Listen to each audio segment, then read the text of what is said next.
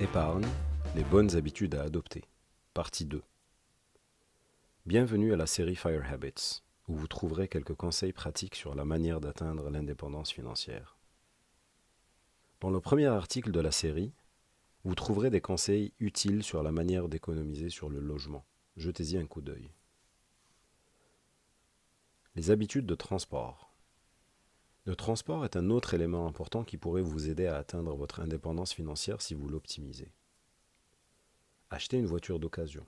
Entretenez-la et conduisez-la pour toujours. Nous n'avons vraiment pas besoin de conduire un gros 4x4 pollueur partout où on va. L'assurance sera moins chère et la dépréciation de la voiture sera moins importante. Ça ne veut pas dire que vous devez vous débarrasser de votre voiture, mais essayez d'optimiser vos déplacements fréquents. Par exemple, si vous allez au travail tous les jours, vous augmenterez le kilométrage de votre voiture chaque jour, et au passage, vous diminuez sa valeur lentement mais sûrement. Ajoutez à cela le coût du carburant, de l'assurance automobile, et les frais d'entretien réguliers. Si vous êtes deux dans votre ménage, dans la même situation, c'est x2. Essayez plutôt d'utiliser les transports en commun ou même de faire du vélo si possible. Cela vous permettra de préserver votre santé et votre portefeuille avec. Arrêtez de conduire comme un fou. Croyez-le ou non, la façon dont nous conduisons peut avoir un impact énorme sur la consommation d'essence. Conduire de manière responsable peut réduire votre niveau de stress et vous aider à économiser de l'argent.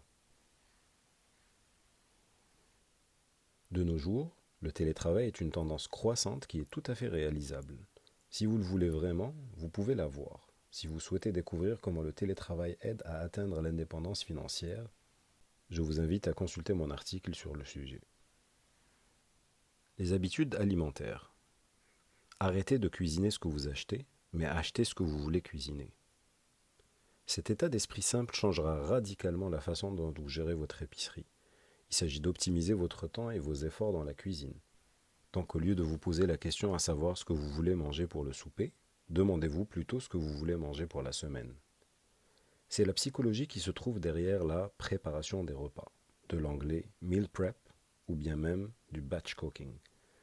Cette tendance trouve de plus en plus d'écho car elle a de nombreux avantages. Elle vous permet d'acheter exactement ce que vous devez cuisiner pour la semaine. Donc les économies commenceront à la caisse et se poursuivent au frigo en évitant le gaspillage alimentaire.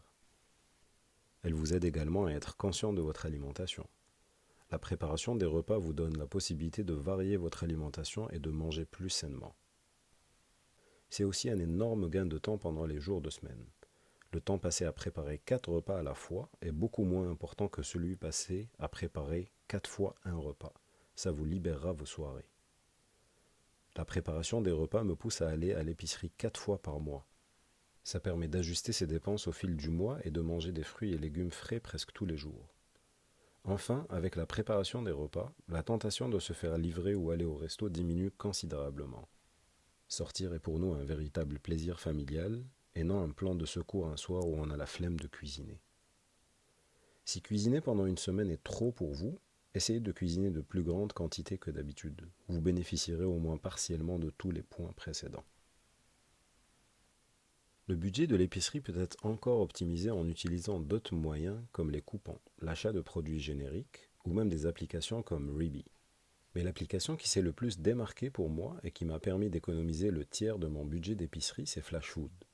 J'ai d'ailleurs un article entier dédié à cette application et l'utilisation que j'en fais. Je vous invite à le consulter. Si vous souhaitez télécharger cette application, il existe un lien promo dans cet article qui vous donnera un crédit initial de 5 $ et à chaque fois que vous référez quelqu'un, vous aurez 7 $ de crédit additionnel. Si vous avez des questions, n'hésitez pas à laisser un commentaire, me joindre sur ma page Facebook, sur ma chaîne YouTube ou m'envoyer un mail.